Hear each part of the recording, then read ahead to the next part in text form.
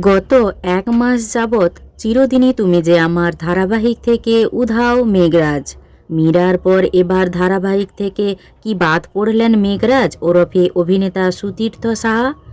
চিরদিনই তুমি যে আমার এর অন্যতম প্রধান খলনায়িকা মীরার যাত্রা আচমকাই শেষ হতেই এবার উধাও গল্পের ভিলেন মেঘরাজ।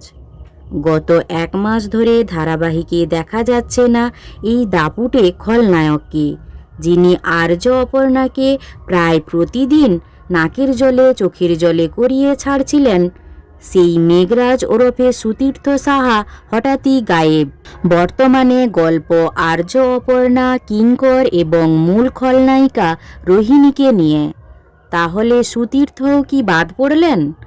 আনন্দবাজারকে সুতীর্থ বলেছেন গত ১ মাস ধরে ট্র্যাকে নেই। চ্যানেল বা প্রযোজনা সংস্থার তরফ থেকে আমাকে লিখিতভাবে কিছু জানানোও হয়নি, তাই বলতে পারবো না।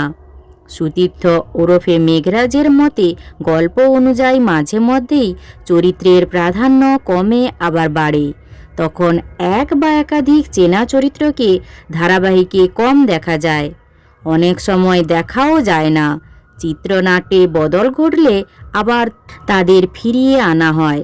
মেঘরাজের ক্ষেত্রেও সেটাই হতে পারে।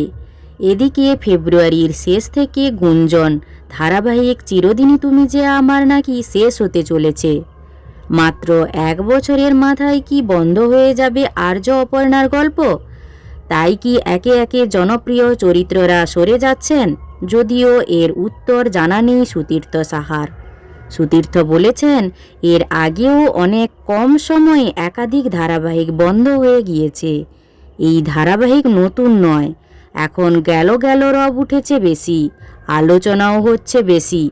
সুতীর্থর মতে সবটাই নির্ভর করে দৃষ্টিভঙ্গির উপর। আমি যেভাবে দেখব সেভাবেই সব কিছু দেখাবে। ইদানিং ধারাবাহিক দ্রুত শেষ হয়ে যাচ্ছে। টলিউডে ঝগড়া হচ্ছে বলেই সবাই সমালোচনায় মুখর।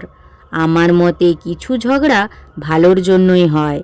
অভিনেতা মনে করেন ঝগড়া আপনজনদের মধ্যেই হয়, আর মান অভিমান সেই সম্পর্ককে আরও দৃঢ় করে। দেখবেন এত ভুল বোঝাবুঝি, মান অভিমানের পরে ইন্ডাস্ট্রি আরও সংঘবদ্ধ হবে। অভিনেতা সুতীর্থ সাহা ওরফে মেঘরাজের এই কথা বা তার দৃষ্টিভঙ্গি আপনাদের কেমন লাগলো তা জানিও। তাছাড়া এর অভিনয়ও আপনাদের কেমন লাগে তা জানাতে ভুলবেন না। আর ভিডিওটি ভালো লাগলে একটি লাইক করে পিউ14 পেজটি ফলো করুন।